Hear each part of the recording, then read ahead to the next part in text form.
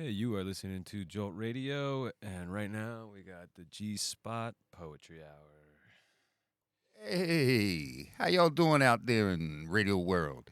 This is Tony G with the G Spot Poetry Hour. I'm gonna try to bring you a little something to enlighten your mind and uplift your spirit. I'd like to introduce Kat from Miami Introspective. What's up, Kat? Hello, how are you? I'm good, baby. How you doing? I'm doing good. Thank you Good, for having good. me. Yeah, you're quite welcome. So, I'll start with a little poem and then see where we go from there. Uh, This is entitled. What's the name of this damn poem? The poem is entitled "State of Distress." Um, a man asked me the other day why I wear a pin of the American flag upside down. I told him that this country is in a state of distress, and the American flag displayed upside down is a signal for distress. His neck got just as red as it could get. He looked at me indignantly as if I were crazy and replied in an overly loud tone, "This country is not in a state of distress." So I asked him, when was the last time he went to New York to visit the grave site of the twins? I asked him when was the last time he went to the airport and tried to board a plane. He tried to reply, but all he could do was stutter and sigh. So I told him, "You better clean out your ears and open your eyes. Recognize and realize. See with your real eyes and realize the real lies that we have been taught. Can't you see, people? It ain't our fault. We just got caught up in the lies and the bullshit that the powers that be have tried to imprint in our psyche. Now's the time to sow the fields and turn that bullshit into fertilizer. You'll be surprised. You'll come out of this that much the wiser. As for the liars, the wires are alive and singing with the message that what they speak is not the truth, and we have the proof. Poof. The liars have faded out. They seek another lie to distort the truth. Out of all the creatures that God has placed on this planet, we are the only ones that have the ability to make a choice. Pick and choose wisely. Learn to discern the truth from the lie, and you'll see the people, places, and things that we had so much that we thought had so much value. You'll see that shit didn't have any value at all. They were just applying their scare tactics to keep us from applying our wit, strength, knowledge, and expertise. Homeland security? Man, that shit sounds like a police state to me. Where was this so called great force to combat terrorism? When the red man was terrorized and forced from his ancestral lands. I mean, after all, isn't he referred to as a Native American? Where was this so called great force to combat terrorism when the black man was kidnapped from his homeland, brought to a foreign land, bought and sold to work the land and never be free? Can't you see, people? It has always been a conspiracy against you and me, the minority. And if you and me are ever to stand a chance, then you and me must become we. Where better to start than right here, right now? Stand up and unite. Advance and be recognized, for only you hold the future in the palms of your hands. What, you ain't heard? Don't take my word. Just look at what's going on around you. Thank you. Ooh, Yeah. I loved that. Thank you for that. Thank you. Yeah, so uh my good friend M. Dot Marcus Blake just showed up. What's up, man? Everything. Yeah. Everything's happening. As good as you could come, man. Appreciate it. Um, So, on behalf of Miami Introspective, I actually had some questions for you today. okay. All right, awesome. So, I'm just going to jump into it with you. How do you believe spoken word poetry contributes to art in Miami? Well, there are spoken word poetry goes beyond contributing to art just in Miami. It's worldwide. Mhm. There are different venues, There are radio shows. There are people that perform on corners, and they all have not the same message, but the same way of applying that message, whatever Right. the message that individual person has. Mm-hmm. Do you feel like spoken word is an art form that's built on resistance in terms of talking about political things, gentrification, all the things that people use their pain to put into their art? Yes, yes, I do.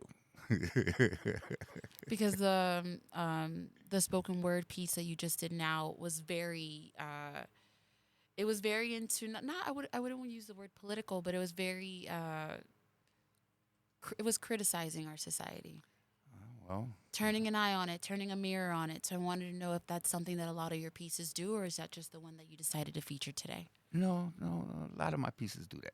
Okay, that's awesome. I know that you grew up in Philly. Hmm. When you first started doing spoken word, was there anything that was based on like the Liberty Bell, Rocky Steps, or any of those like iconic places where you grew up? No, the very first poem I did, uh, I was in, I think it was first or second grade, and there was this poster on the wall, and the poster said "Peace, Love, and Joy," and the poster was like thousands of people at the bottom of the poster, Mm-hmm. and they're all looking up at the clouds and they're watching the birds fly. And I'm looking at this poster, and it was the inspiration for my first poem. Um, how did it go?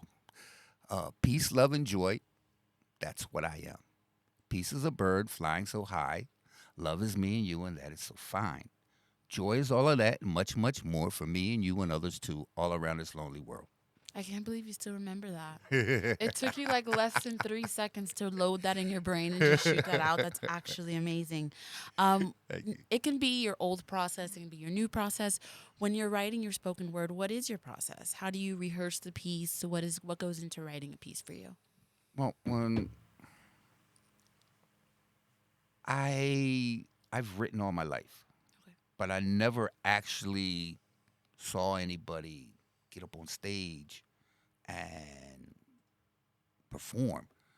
My mother, when I first moved here to Miami, South Florida, my mother took me to this poetry spot. It was at West Palm Beach. It was the Underground Coffee Works, and until that time, I never saw anybody get up on stage and do it, and I was like thunderstruck. I was like, "Wow, this is amazing! This is cool! I can do this!" Right. So I kept going back, and finally I got up on stage, and I wrote a piece, and I was so petrified that I had the piece of paper in front of my face, and I was hiding behind a piece of paper, and I couldn't read it. I couldn't get nothing out. And everybody was like, "Hey," they clapped for me anyway. We You want to know, boost you up, you know? yeah, hype yeah, up. So I went back, and finally I got up there and was able to get through the whole poem. And I think my heart rate jumped like 100 beats a minute. That's healthy. And yeah, and started going to different poetry spots, and that's what brought me to Miami, because there was no poetry spots in West Palm, but they were all down here at the time. So I would catch the last tri-rail down, and I would go to the poetry spot, and after that, if it was over, I'd go hang out on South Beach until the tri-rail going back started running. Wow. Yeah. I know that we have Marcus here, so I didn't know that you would be here when I wrote this question. Are there any local events or venues that you want to talk about for people that want to get their spoken word out there? Can we think of a place? Let's see. I wonder what's happening out there nowadays. I'll let Marcus answer that one. Let's say you take that one over. Word.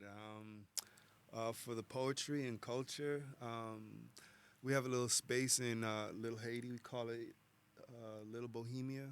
It's on Wednesday nights that we have an open mic dedicated to the artists who are looking for a platform to,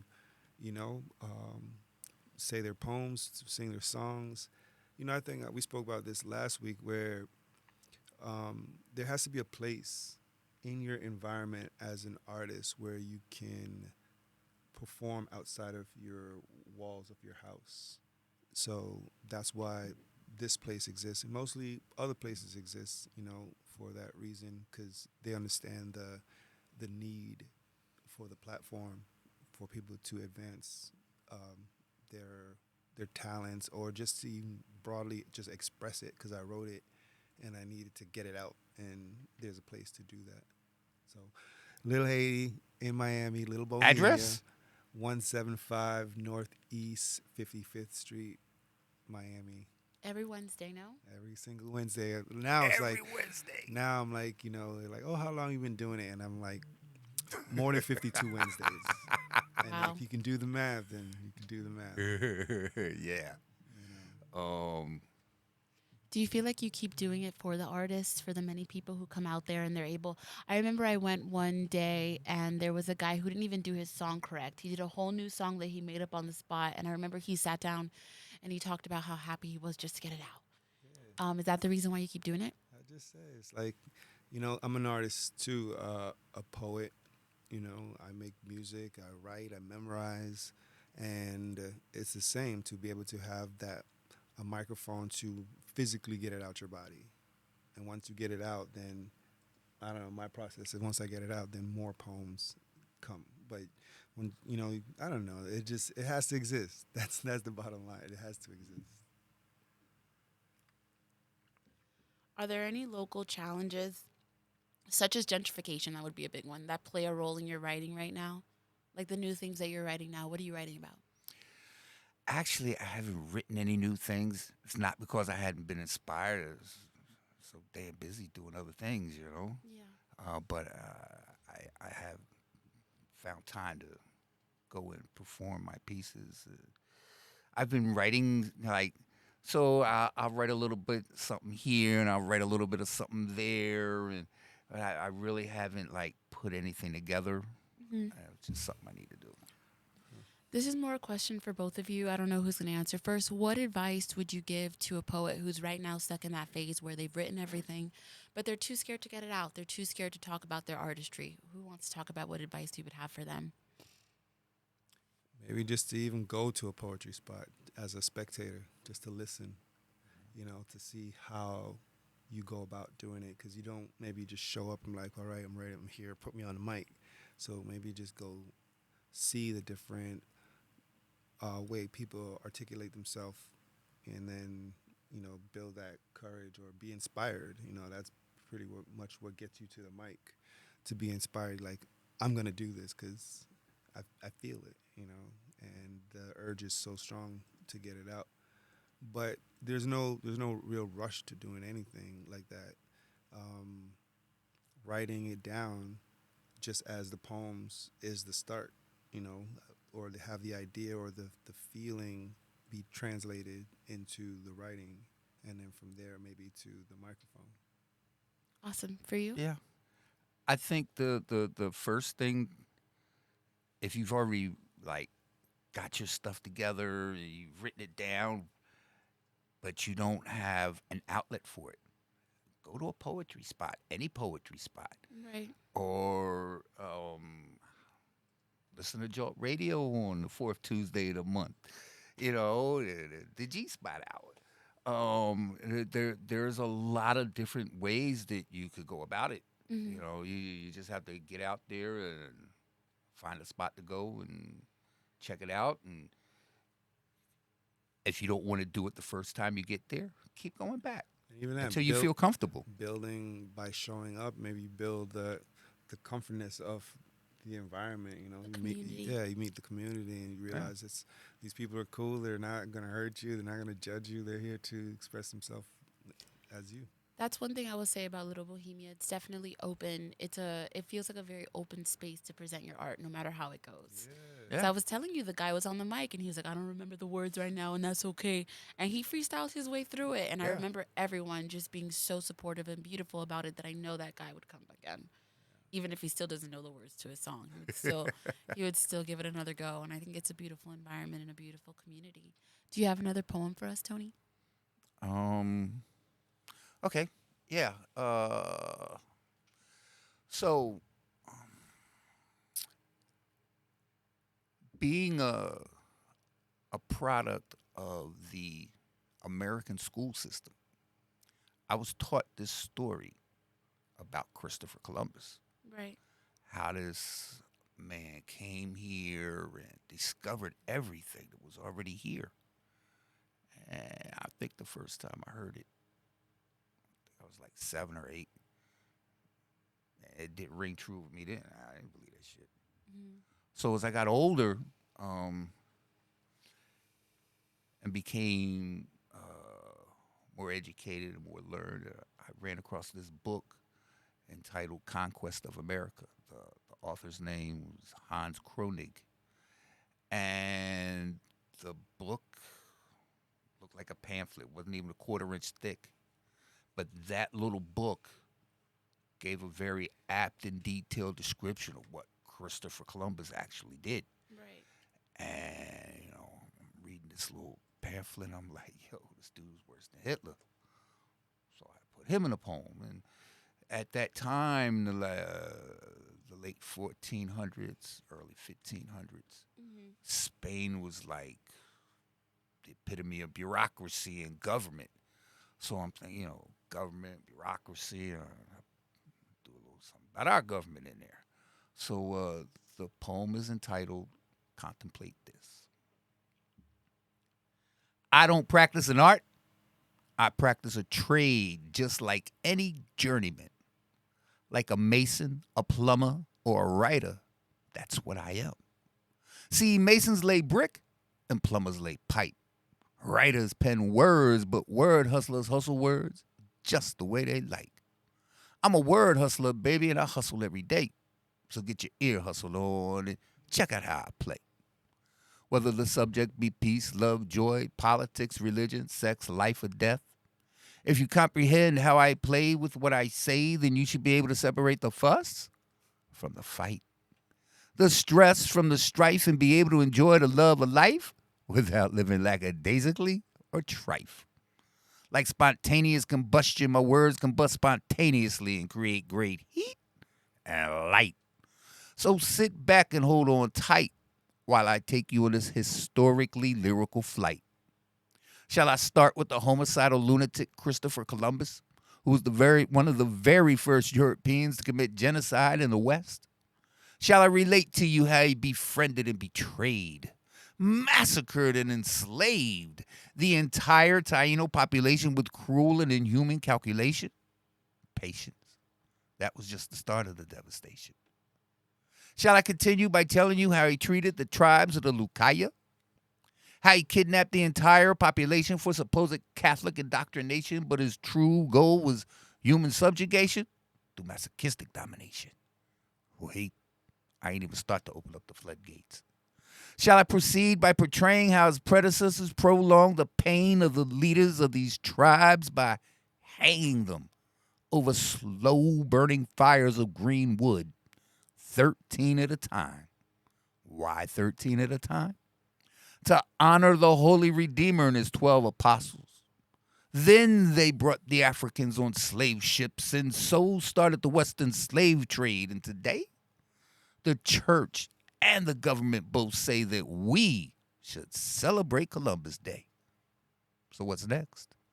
I mean, if we honor one genocidal maniac, then what's to stop us from honoring another? I mean, if we name cities and countries and celebrate federal holidays, all in the honor of Christopher Columbus, then what's to stop us from doing the same thing for Adolf Hitler? I know. Let's rename the District of Columbia Hitlersville. Celebrate his vast achievements and accomplishments on June 6th and rename that H Day. Then put the Ku Klux Klan in charge of the festivities. Then, instead of having monuments and memorials that honor the victims of the Holocaust, we have statues and plaques that celebrate fascism, racism, oppression, and slavery.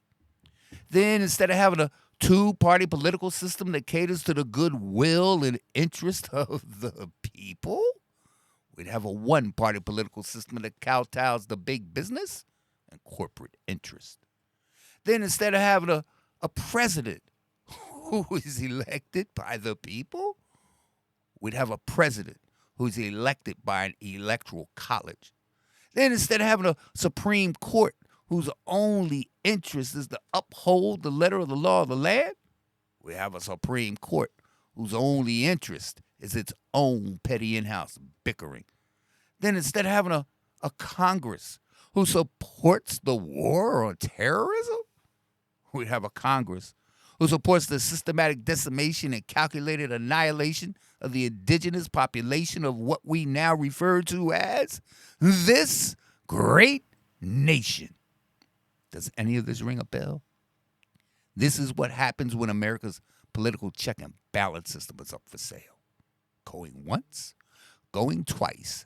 Sold to the lobbyists with the most cheese. Oh, well, Sieg Heil, Sieg Heil, Sieg Heil. Welcome to Hitlersville. Thank you. Yeah. Have you ever thought of, with all the poems that you're able to just stay off the top of your head, have you ever thought of having your own event? Your own, and it can even be a little bohemia. Have you ever thought of hosting your own? I've thought about it, but I like other people to do the hosting. It's like I like to show up and have a good time, y'all. Yeah, I like to He's come like, do all my that- thing and watch he's like, everybody else do their thing. All and that other stuff sit that's in the along back with the and planning. goes along with the, You're there for the good time. Yeah, there to enjoy. So when is the next time we're going to get to see the G-Spot perform? Even though this is lovely, I mean like a live performance. When do you plan to do that again? Probably this Wednesday. So shout out, little plug-in for Little Bohemia this Wednesday. Yeah, little Bohemia. Be And there, Little be Haiti. square. And there's also a lot of nice vendors there. There's always food. There's always really good things to drink. So it's not just the performances themselves. Culture, man. You Culture. get your back rubbed. You Well, I you haven't get your little experienced that one tea yet. on. Yeah, they got all that going on. How many poems would you say you've written over the years, if you really had to think about it? You talking to me? Either of you. It's for both of you. You both gave a face like, oh, man. I don't know. I think there's an app in my phone that I store my stuff in. I've lost it before, but now I understand how to use it. And I have a folder called Everyday Writings, and I think I'm up to like 800 in that. Just in the everyday. Just in the everyday writing. When do you write in it? Like when you wake up, or like throughout the day? I write throughout the day. I call them downloads. I get morning downloads where it's like, this is the poem, and then I'm like, okay, let me write it down and just go for it. And I put that to the folder, and there are poems I write for Facebook, and I post, and then I remove those and put those into a folder. I have thousands, maybe. Do you leave them up for a couple hours and then you're like, this is all you get to see, and then it goes into your archive? No, it's like a year process. Oh, wow. I post it, and then there's a memory thing comes up on the memory, and then I delete it. Oh, I Or know I what put you're a talking little- about. put a Like little you X. posted this a year ago. Yeah, and then What about you? You had some time to think. Yeah, I have stuff written on toilet paper, Not the toilet paper paper towels. archive. Hey, I mean, you sit there, ain't really doing it. I'm like, hey, okay. Are you literally talking about like toilet poems? Like you were taking a poop poems? Yeah. Excellent. Excellent. That is a Or- caviar answer. or the Thank poem you. is coming, and you just need something to write it down with. Yeah, Doesn't matter it's just what like, it is. hey, what about? That's how I feel about drawing sometimes. I'll like break out into a random doodle on like the craziest piece of paper that's like not sustainable. I can't take it with me, but like just to get the doodle out always feels really, really nice. Feels really nice. So I noticed, do you have like a notebook where you write them down? Where do you carry, or do they just strictly stay in your brain? Well, they stay in my brain once I memorize them. I have a Right. lot of stuff written down that I have memorized. I'd imagine. Yeah.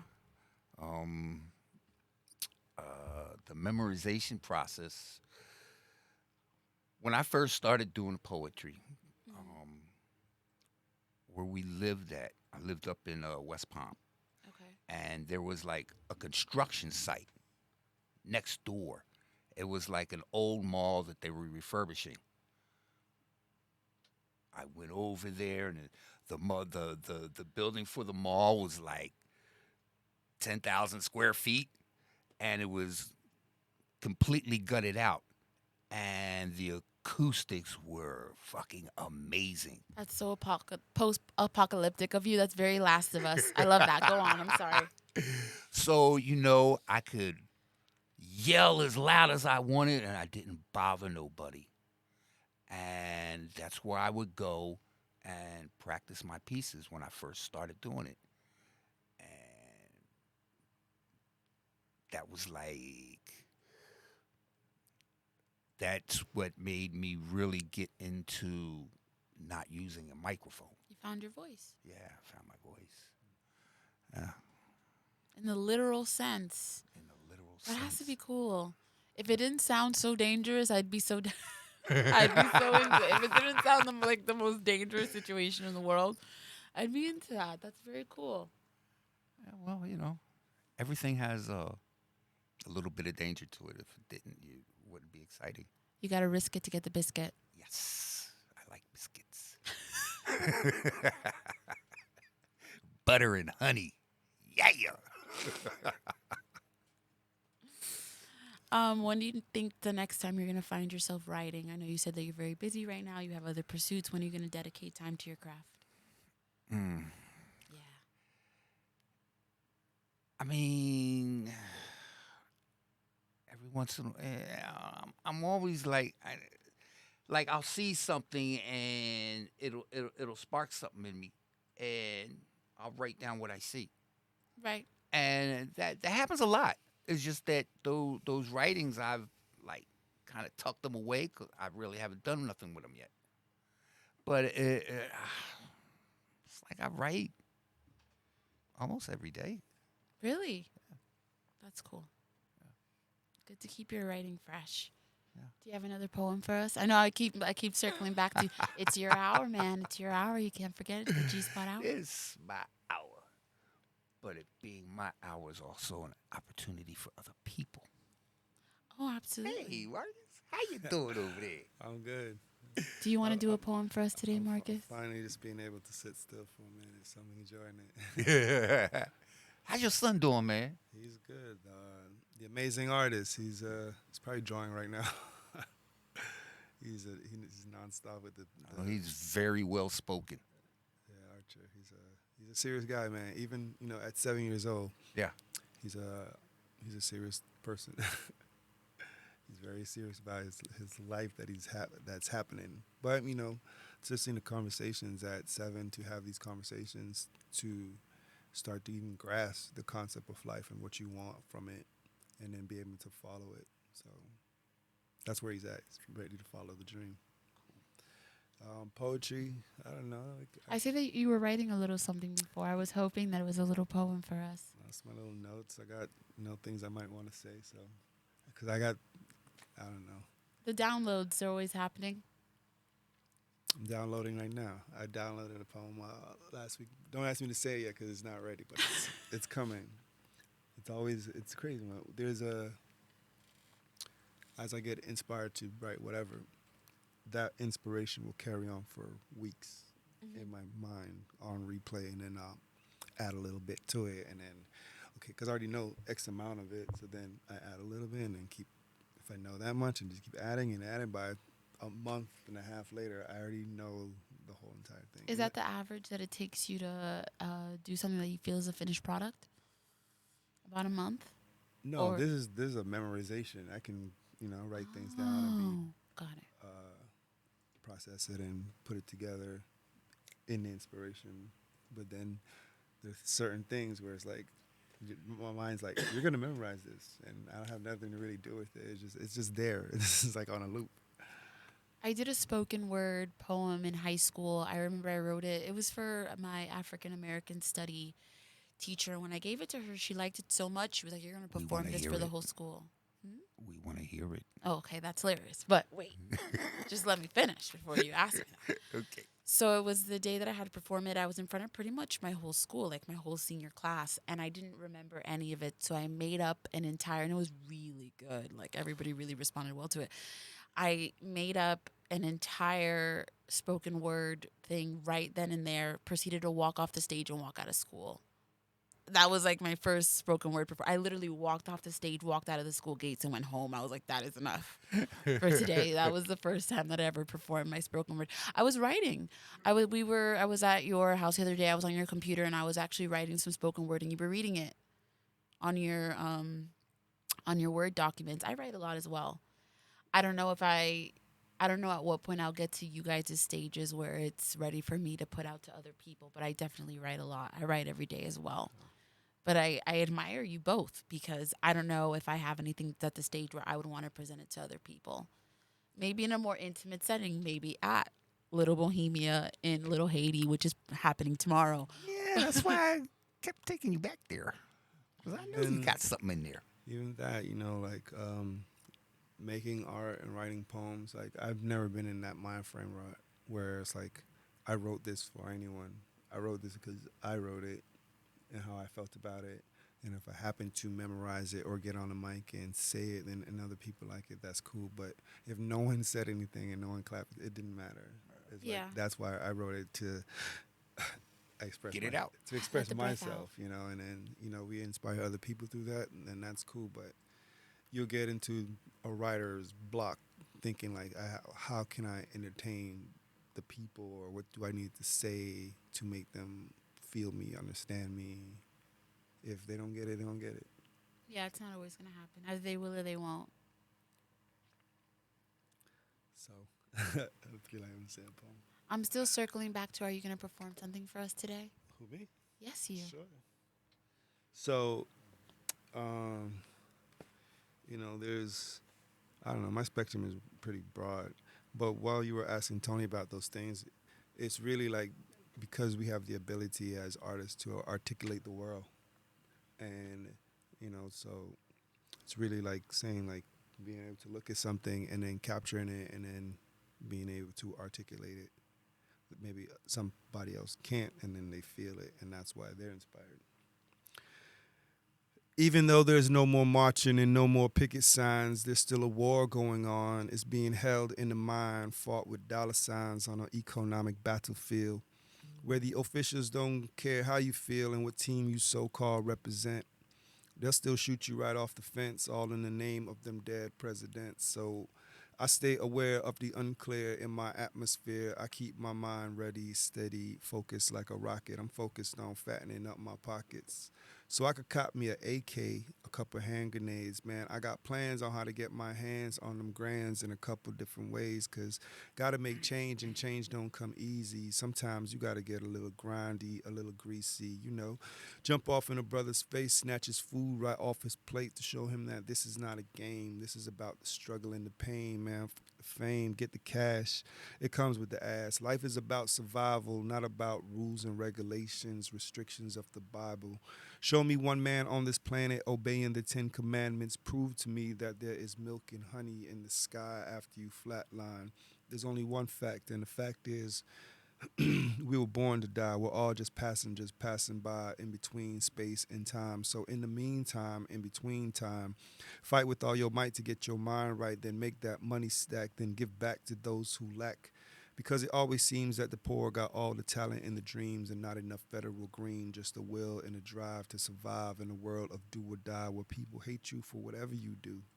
But as long as you be true to you, man, ball till you fall. Dollar, dollar bill, y'all. Yeah, yo.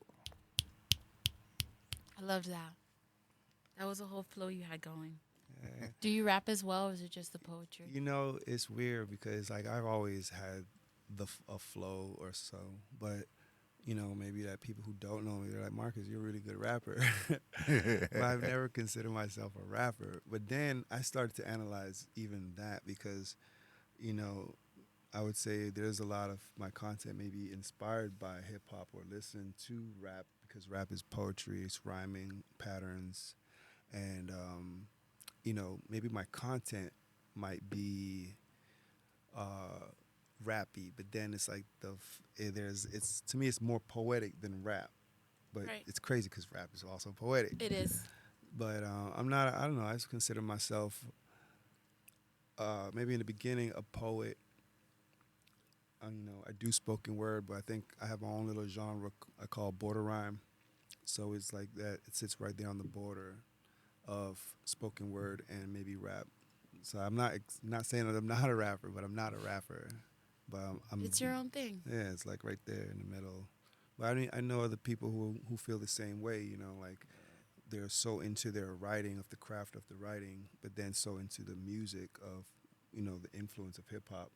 So, but not to say that they're either or. So it's like right in the middle, and maybe there is a genre called border rhyme, and we're in it. We don't And if know. there's not, it's totally okay to say that you came up with your own drama and it's your wave and you're riding it. Word. So, Because I do got a lot of same. I started looking into my content, and it's not all kumbaya. So it's street. It's a lot of realism. It's my real feelings, and you know. I mean, it's the same thing as I feel like Tony's writing, where it plays into what's happening around you, the world, the climate. You were talking about dead presidents in yours. It's all about it's your writing is an extension of what you're living and breathing. So Yeah. it's I mean, I'm trying to remember this. I'll just say it the way I say it. If you are a poet, um, a painter, um, any kind of art form, it's your duty to express what you see going on around you. Um, could be the bus driver down the street.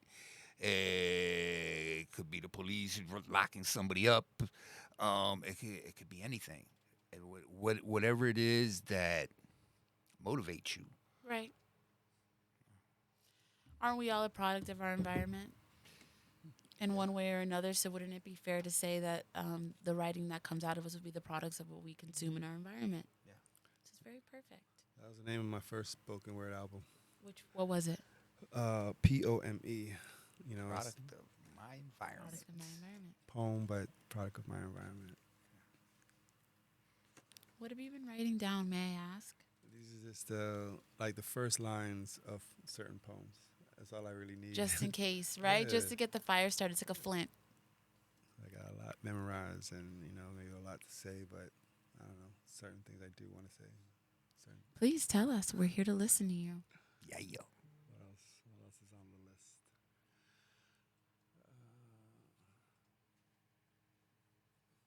So, also have let me see how I say it. I don't know. I have not alter egos, but stage names. Right. So my other stage name would be Sosa Black. Also changed it again. Maybe I evolved into Metro. That's who I am right now. But I have like a Sosa Black poem, and let me see. I don't sit on the sidelines. I don't take no breathers. Powered by the sun, consumed by the ether. You know me, a supercharged child of the one God. I don't need no cheerleaders, prima donnas, or divas trying to adjust my receiver. You know me, a prisoner to the art, passion in my heart. Repeat offender, reality bender, one track mind, never lost track of the agenda. No retreat, no surrender. X marks the spot, I play my part like a plant in a plot, the plot thickens. Slave to the craft, flashlights and gas masks. I be in hell's kitchen, witching, whipping that sauce, finger licking, rich, thick like grandma's gumbo. Peg me as an airhead, I take flight like Dumbo into the land of tomorrow where I'm a chest-beating heathen. King Kong of the Jungle, Esquire Magazine, 1968. I'm Ali, ready to rumble. Period. Period. Yeah, yo. All right, Tony, we haven't heard from you for a while, so I hope you've been cooking up a poem in there. So, from 1980 to 1990, I had a really, really bad habit. I smoked crack. And this piece is pretty much about how I stopped. I was sitting in a park one day. So in Philadelphia, they had this park called the Plateau, Fairmount Park. And it's really huge, and it's surrounded, it's flat. It's a plateau. It's real flat, and at the edges of it, there are woods. And there's like little paths that go through the woods, and some places where these paths intersect, they place like a big rock, a flat stone that you could sit on. So when I was in the park, this is where I would go to Do hit your my little thing. straight shooter. So this one particular day, it was very overcast. It's like the sky was getting ready to drop at any minute. So I'm sitting there and I got my little straight shooter in my hand. I got my little rock. I put the rock in the straight shooter. I melt it. And just as I'm getting ready to go hit it, some of the clouds like parted and the sunshine came through. And it scared me. It was like a spotlight on me. And when the light hit me, I dropped everything that I had in my hands. The lighter, the straight shooter, everything. And it broke. I'm sitting there looking at it, and I sat there for like 3 hours digging what just happened. And so that's where this poem comes from. It's called Confessions of a Crackhead. Everyone experiences trials and tribulations during their lifetime. But if you take a negative and turn it into a positive, those situations, they become revelations. Doesn't matter what it is. A baby's first step, a breath of fresh air, or a husband shampooing his wife's hair. Whatever you do, make sure that it has some flair, some pizzazz, some zing. Whatever you do, if you do it right, then it should make you want to sing. Hold your head up high and be proud of yourself. Because if you don't, then neither will anyone else. Now, for those of you that just don't give a damn, that just don't care, I beg of you, take heed. Please beware. There's a whole lot of things out here worth dying for. But there's so much more worth living for. Peace on this earth and goodwill to all mankind is what we should speak. Now, some of us do because we are strong, but then there are those of us that are weak. The wicked seek out and exploit the weak. Pimps exploit hoes. Drug dealers exploit those that have no hope, who think that the only way to cope is to suck on that glass dick or stick a spike in their vein. Damn, ain't that insane? Now, don't get me wrong. I'm not perfect. Lord knows I'm not perfect by a long shot. See, my name used to be Chief Tomahawk, and I smoke rocks. I smoked rocks like an Indian in TP until the day came when I realized that shit just wasn't for me.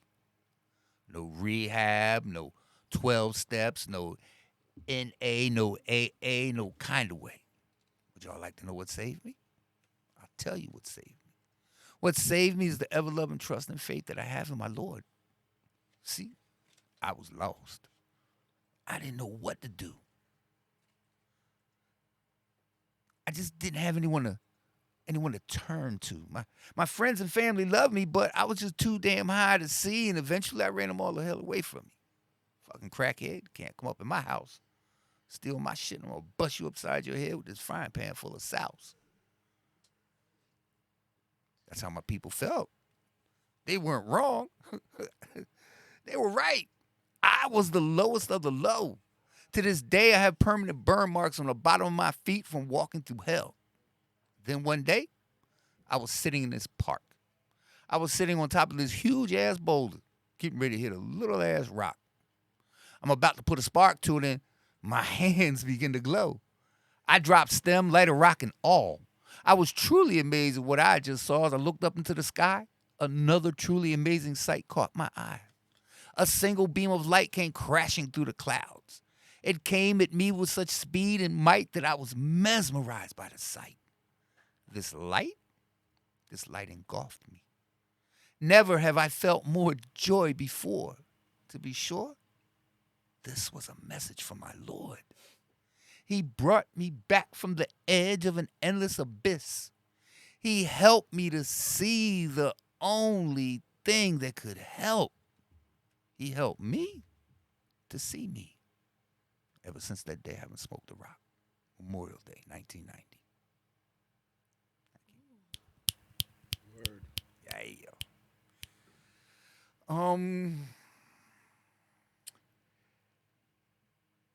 Definitely what you put into your poetry should definitely come from a place where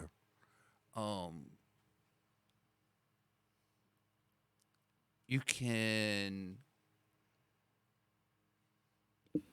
I don't know, tell people about the things that you've gone through and the things that helped you, and somewhere along the line it might help somebody else too.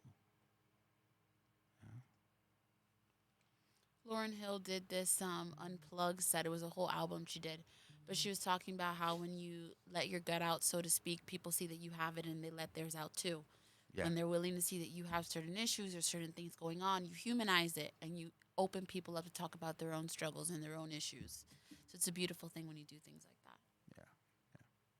How long did that one take you to write?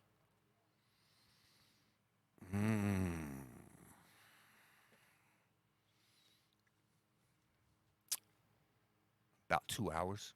Really? Because I I wrote thought it it would down be right so after much it lo- happened. I don't know why I thought it'd be so much longer.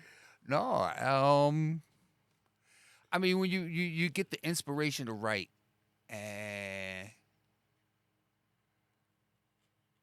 as long as you don't run into a writer's block, Mm-hmm. which I do a lot, it doesn't take you long. I mean, I sat down at a computer one day and wrote like 10 poems, Wow.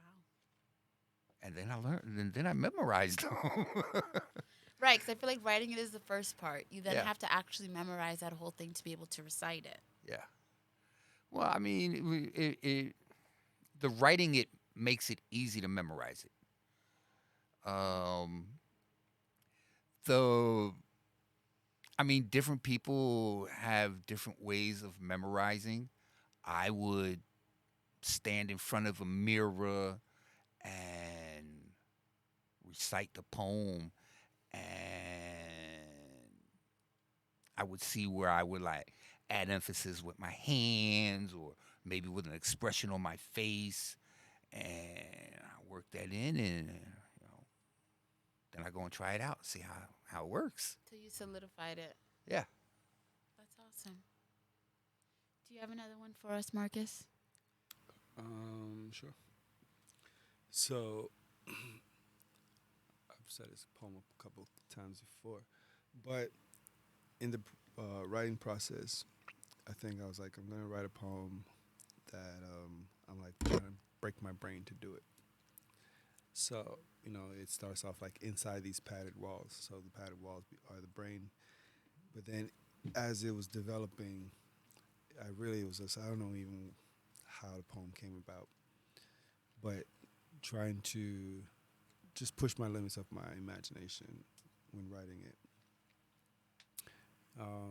Inside these padded walls, I hear the waterfall, and she calls to me in the voice of a mermaid. So I follow down a deep, dark, winding tunnel that slowly tightens like a funnel. I drip onto the back of a camel and ride it through the eye of a pin where I become the wind. It feels like there's no place I haven't been. Maybe underground where there is no sound and time appears to stand still, but appearances can be deceiving. And this evening, it all depends on what you believe in. And at the moment, I am the wind, making love to a mountain. I grip her hills, her waterfall spills. I increase my gusts, thrusting through her valleys of lust. She goes into orgasm, and I become orgasmic, subatlantic. A passenger of the saltwater transit sea. In other words, I am submerged. Wings in water has merged into an underwater bird on a nectar quest. My soul is stressed. I just want to rest and nest in the crest of her breast, but a wave takes me left, and I am left wet, covered in sweats, out of breath, close to death. In the distance, she fades, and I become a slave, a victim of a mermaid. Yeah. That's my mind-breaking poem. Yeah, so, poetry is about the person, the poet, expressing themselves. And that expression, it, it, it moves people.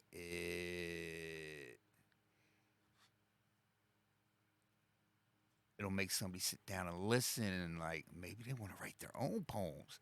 But what you do, like Marcus said earlier, it's not about doing it for other people. You write what you write because this is what's in your mind, and this is what you want in your heart. This is in your mind and in your heart, and you got to have a way to express it. And poetry is a form of expression that a lot of people use, and some people they're very poetic and never even knew it, never understood it.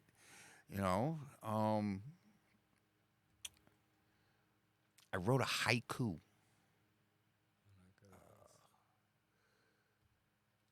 I come here for me. This here is my therapy. I come here for me. I wrote that. I was going to there's this bar called Vagabond, and Marcus used to do a night there on Tuesday nights, and we had a band, and it was really cool. And I was like, this is why I came here, and it was like, man, I really love this. And there were people there was like, we're glad you came. Yeah, you're very entertaining. And I was like, but I come here for me. I don't come here for you. I'm glad that you're entertained, but this isn't for your entertainment. This is for me to get shit off of my chest. Yes, therapy. So, and poetry takes different routes. We talk about life in general and how we see things and how things affect us, and hopefully, possibly, maybe somebody listens and is like, well, shit, if it makes him feel like that, maybe I could do this too. So yeah, that's. Hey, Kat, how you doing, Hello. baby? Hi, y'all. Hi. Yeah, so we've just been discussing about how poetry moves us, what it means to us. Sometimes I think about like Nipsey's poetic side, where to like the environment that you're in for those conditions, but then there's another part of him where it's just like, oh, give me a second, I gotta write this poem down. But like in his reality is like, I'm a gangbanger, like I'm in the streets. Yeah. But there's a part of him where he's like, I'm a poet, but not saying I'm a poet. It's just like, I need to go articulate myself. And they're like, oh, that's Nipsey, he writes poetry, that's cool, but to be able to really like harness this articulation skill and really do it well, without any schooling and, like massive vocabulary and reading dictionaries. It's just like, this is really like this buildup of like, of like a scribe. In another time, he would be a scribe. Like, I'm going to document the world around me. And he's been given the gift to articulate it, you know, and so many kids from the hood are like that, where you when you listen and like, damn, these kids are like, these are the Shakespeares, these are the philosophers, you know, these are the Platos, like they're there without any knowledge or education to put them to that level of articulation. And then to be able to turn it into something, make money from it, all these things have to come together and be like, oh, they're just rappers. It's really more than just rap when you look at it. Way more than just rap. It's a beautiful way of storytelling. That's mostly what it is, and people just have an experience that they don't understand, so they mark it as invalid. When not all of our experiences match, those are people who are talking about their experiences and most cathartic. Articulation, like to say, just to really make it rhyme, make it make sense, and like that's not an easy task, you know, because like, oh, we're gonna write a poem, great, go ahead and write a poem, but then to like write a poem, make a song, and like, you know, like embody it, that's a feat. Whatever. Yeah, so you know, people always ask me, who's your favorite poet? And I'm like, and they expect somebody from like, oh, I love Shakespeare, and I never read any Shakespeare. I never,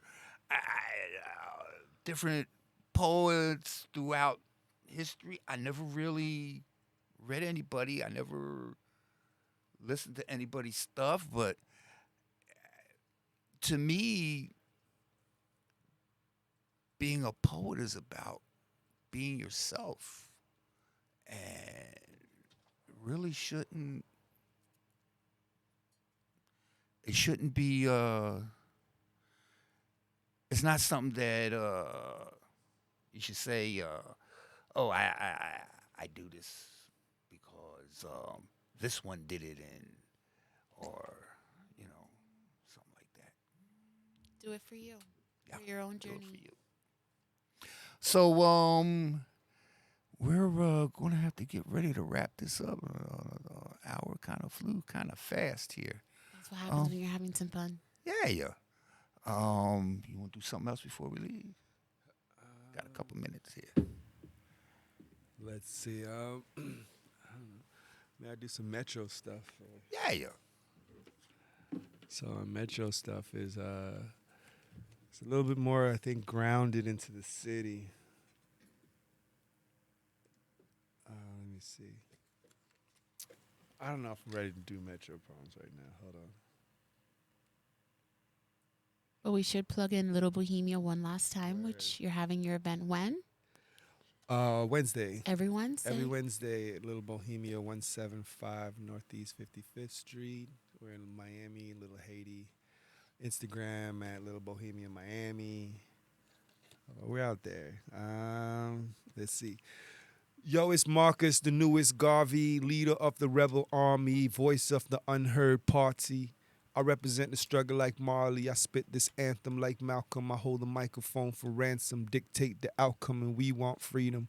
So it's treason season, and I got like over 400 reasons to be squeezing at these demons. They gonna need more than bullets to stop. Neo, the young Jedi with the powers of Rastafari, man, I'm an emperor here to conquer the monsters. And I ain't watching the ticking of the clock, I'm watching the cops and shining the Glock, man, I'm feeling like Pac. I'm fighting fire with fire. We all have the potential to become the next Messiah. We just got to vibrate a little higher. The power against them is in the movements of a pen, so move, switch up your attitude and realize we don't need global security. We need equal rights, justice, and liberty. From the inner city to the underprivileged living in poverty, boys and girls of the third world, they say violence begets violence, but they will always take advantage of those who sit in silence. And if we do not fight back, we will constantly be under attack until the wall is firm against our backs and we are painted into a corner, one by one being taken to the coroner in the back of an ambulance, fighting for a second chance because we chose not to advance like an avalanche. We must become like snow to a tree branch in the wintertime, beautiful and deadly, quiet and heavy, unstoppable when ready like a force of nature being guided by the creator. Periods. All right, everybody. Thanks for tuning in. I hope you found some inspiration here today.